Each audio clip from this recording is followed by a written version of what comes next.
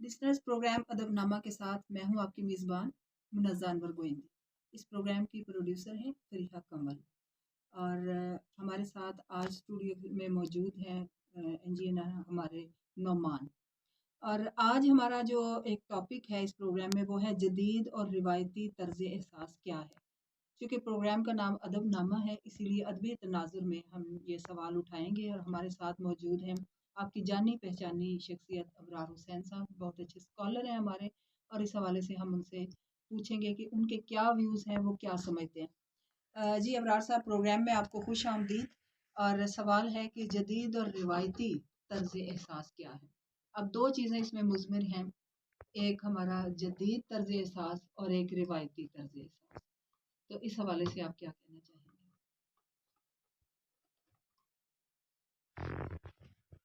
जी, ये सवाल सबसे पहली बात तो ये है कि बड़ा बड़ा ही अहम है। जी। इस वक्त हम जिस सूरत हाल का सामना कर रहे हैं पूरी दुनिया में ही, और हम भी, यानी जो इस खित्ता ज़मीन पर हैं, तो हम सब के लिए मेरा ख्याल है कि ये एक वजूदी नौयत का सवाल है। सही। यानी ये महज एकेडमिक क्वेश्चन नहीं है, हम्म। ये हमारे लिए इस सवाल की अहमियत वजूदी है। बिल्कुल। रिवायती और जदीद तर्ज एहसास, इस वक्त हम उर्दू के तनाजुर में बात कर रहे हैं। बिल्कुल। तो मामला ये होता है कि अदब किसी भी तहजीब का तख्लीकी इजहार है, एक जमालियाती सरगर्मी है अदब, फ़नून में से एक फ़न है और तख्लीकी इजहार है। तो तहजीब अपने कुछ इम्तियाज़ात रखती है और अपने कुछ बुनियादी अमूमी तसव्वुरात पर कायम होती है। यानी तहजीब जिसे आप कहते हैं ना, तहजीब तो एक एक्सटर्नल एक्सप्रेशन है ना, तारीख के ज़र्फ़ में एक खारिजी मादी चीज़ है, उसका इजहार है। लेकिन तारीख की तहजीब के पस मंज़र में या इसकी बुनियादों में कह लीजिए कुछ उसूल हैं जो काम कर रहे हैं। तो अदब उन्हीं चीज़ों का एक तकनीकी इजहार है। तो अब हमारे सामने जो इस वक्त मौजू है वो ये है कि रिवायती और जदीद तर्ज एहसास। तो मामला ये है कि तहजीब बदल गई, अब तहजीब रिवायती नहीं है, ये जदीद तहजीब है। तो इसका अदब जो है वो भी जदीद ही होगा। और ये तहजीब जिन बुनियादी उसूलों पर कायम है, ये अदब भी उसी की मुनासबत से वजूद में आएगा। पिन पॉइंट करके अगर चार बातें करनी हो ना, तो हम कहेंगे कि जो रिवायती तहजीब थी वो एक ख़ास मरकज़ियत रखती थी, जबकि जदीद तहजीब उस मरकज़ियत से महरूम है, खाली है, या ये तहजीब इसे अपना बुनियादी तारुफ बनाती है। यानी महरूम में या खाली में ये लफ्ज़ अगर बोलें तो ये मेरा ख्याल है कि खुद इसके लिए काबिल कबूल नहीं होंगे नजर आता है। और हमारे यहाँ भी पिछले उसके ज़ेरे असर 80-90 बरस हो चुके हैं।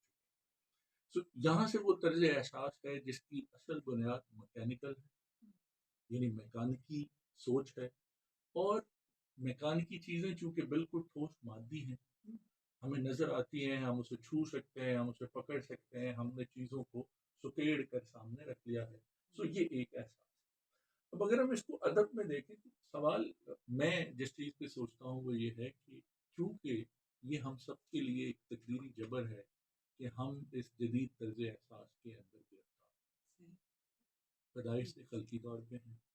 सो हमारे सामने इकबाल की सूरत में एक सवाल सामने आता है कि क्या कोई ऐसा तख्लीकी जौहर, तख्लीकी काम, तख्लीकी फ़न हमारे सामने है जो इस जो तरकीब, अगर मैं जिस तरह इब्रार साहब ने इस्तेमाल की कि वहदत फिल कसरत और कसरत फिल वहदत, जो इन चीज़ों को, यानी वो नज़म लिखता है लेकिन उसकी नज़म के पसे पर्दा जो एहसास है वो वहदत में गुंदा हुआ। इस तरीके से उसने क्या किया कि उसने नज़म के एक ख़ास बैरियर से ऊपर उठकर वो चीज़ तख्लीकी फ़न की उस मिराज पे रहते हुए बनाई जिसकी शायद हमें इस जदीद तर्ज एहसास के अंदर ज़रूरत है। यहाँ से हमें मालूम होता है कि वो तख्लीकी जौहर है। अगर हम इन चीज़ों को समझना चाहते हैं, यानी जदीद तनकीद के अंदर इस चीज़ को समझना चाहते हैं या अदब के अंदर, तो हमें ये देखना पड़ेगा कि जिस तरह मैंने पहले फ़िक्रा लिखा कि ये फ़िक्रा जदीद इल्मियात की जड़ों में बैठा है। सो उस तर्ज طرز احساس جو ہے وہ اس علمیات سے جدا نہیں ہے، اس کے تجربات سے جدا نہیں ہے، وہ اس میکانکی فطرت سے جدا نہیں ہے۔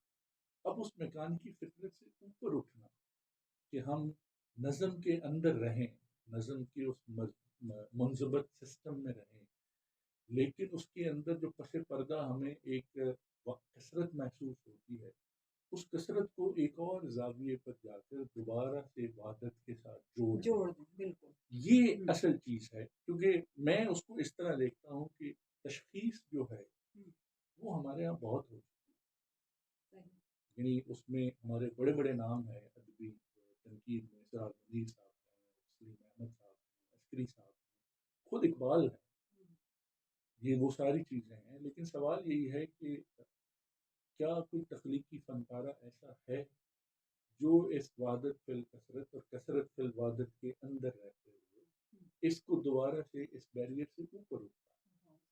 یہ وہ چیز ہے جس کو ہمیں شاید دیکھنا چاہیے کہ طرز احساس علمیات سے جدا نہیں ہے، اور اگر جدید علمیات میں انتشار ہے تو طرز احساس میں بھی انتشار ہوگا، اور پھر اس کے نتیجے میں جو بھی فن پارہ بنے گا وہ بیسیکلی اسی طرز احساس کے انتشار کو اپنی گرفت میں لے رہا ہے۔ تو ہمارا جو نقاد ہے کیا وہ اس پوزیشن میں ہے کہ وہ اس انتشار کو گرفت میں لے سکے یا اس کو سمجھ سکے یا اس کی طرف سمجھنے کی طرف پیش رفت کر سکے؟ یہ اہم چیز ہوگی جس کی طرف ہمیں شاید غور کرنے کی اور اس کی طرف۔ بالکل آپ نے بہت اچھی بات کی۔ ایک سوال میرے ذہن میں اٹھتا ہے کہ ایک ادیب ہے اور ایک نقاد ہے، تو مجھے لگتا ہے کہ نقاد کے پاس زیادہ علم ہونا ضروری ہے تاکہ وہ ادیب کے فن پارے پر تنقید کر سکے، اس کے مختلف پہلوؤں کو سامنے لا سکے، اس کی جہات کو کھول کر بیان کر سکے۔ ہمارے ساتھ موجود ہیں سردار احمد خان نیکل صاحب۔ جی سر، ابھی آپ نے ہماری گفتگو کچھ سنی، سوال بھی آپ کو معلوم ہے کہ جدید اور روایتی طرز احساس کیا ہے؟ جی۔ اصل میں ادب جو تخلیق ہوتا ہے نا وہ معاشرے سے اور معاشرت سے الگ ہو کر نہیں چل سکتا۔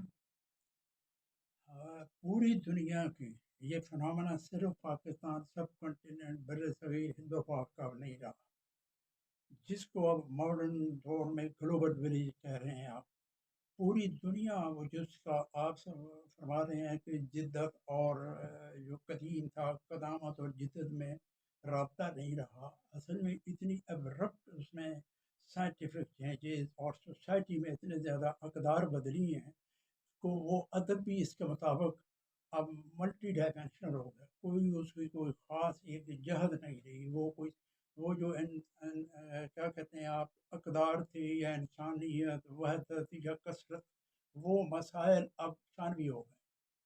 آج کے دور میں صرف اور صرف جو پوری دنیا میں، اور یہ میرے خیال میں کسی کا بس کی بھی نہیں ہے، خود بخود ایک آرنر ٹائم بھی جس طرح وہ ہسٹری آف وہ 30 جلدوں میں لکھی، تو وہ کہتے ہیں انہوں نے بھی یہی سم اپ کیا کہ یہ بے شمار تہذیبیں مٹ گئیں، بے شمار نظریات ختم ہو گئے، جنم لیا اور اپنے تھوڑے ہنگامے پیدا کر کے آج ان کے دفن ہیں، کوئی کسی کو پتہ ہی کوئی نہیں کہ کیا ہوتا رہا۔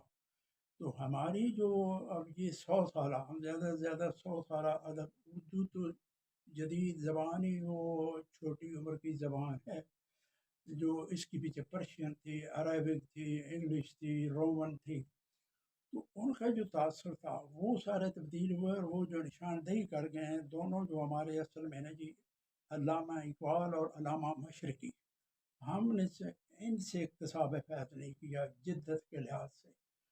اقبال فرما گئے کہ آنکھ جو کچھ دیکھتی ہے لب پہ آ سکتا نہیں، میں بے حیرت ہوں کہ دنیا کیا سے کیا ہو جائے گی۔ اب کسی نے اس پہ کھوج نہیں لگایا کہ وہ کہاں پریشان تھا بیچارہ، کیا اس کو حیرت تھی۔ کلام میں اس نے بہت کچھ لکھا، وہ نشاندہیاں کر گئے۔ انہوں نے ایک سوال کھڑا کیا، اور کہ قرآن میں ہمیں سائنس جو تھی آپ کی، جس پہ ہم بڑے نازاں و شاداں ہیں کہ ہم نے کچھ نہیں کیا، غیر قوموں نے یا کسی اور نے، انسان نے، اصل میں اس میں مذہب کو چھوڑ دیں، علاقے کو بھی چھوڑ دیں، یہ ارتقاء جو ہے یہ انسان کی بیسیکلی مسئلہ ہے، جس خطے میں جہاں کے بیٹھ کے اس نے کی۔ تو انہوں نے سر مثال دی کہ پچھلی 20ویں صدی تک اس کے وسط تک لگایا کہ یہی سائنٹسٹ، جغرافیہ دان، اسٹرونومی کا سب کہ سن اسٹیشنری. جی بالکل، بہت اچھی بات کی. ایک سوال ایک جملے کی اجازت چاہوں گا. وہ کہتے کہ ہمیں تو قرآن نے اللہ نے 1400 سال پہلے بتا دیا تھا صورت اس کی یاسین میں والشمس تجری لمستقر. کہتا چاہیے یہ تھا کہ ہماری ایک نسل سر کھپاتی رہتی ہے، اس پہ ریسرچ کرتی، وہ متشابہات اور محکمات کے چکر میں رکھ کے اس کو مساوی چھوڑ دیا. حالانکہ 1400 سال پہلے میں کہتے یہ سورج تو یہ اپنے مستقر کی طرف رواں ہے. تو وہ کہتے رہے اسٹیشنری ہے. اب آگے مانا اصل میں ہم اپنی اورینٹیشن سے ہٹ گئے. دین اسلام میں سوچنے کا، بڑھنے کا بہت بڑا قرآن بھی ہمارے پاس محفوظ ہے. اور ساری چیز لیکن جب سے ورلڈلی پارٹ میں طاقت میں مسلمان کمزور ہوئے تو بس وہ سارا علم بھی بہت زبردست بات. بہت شکریہ سردار احمد خان میکل صاحب. لسنرز، آج کا پروگرام بس یہیں تک تھا. اپنے ہوسٹ منظر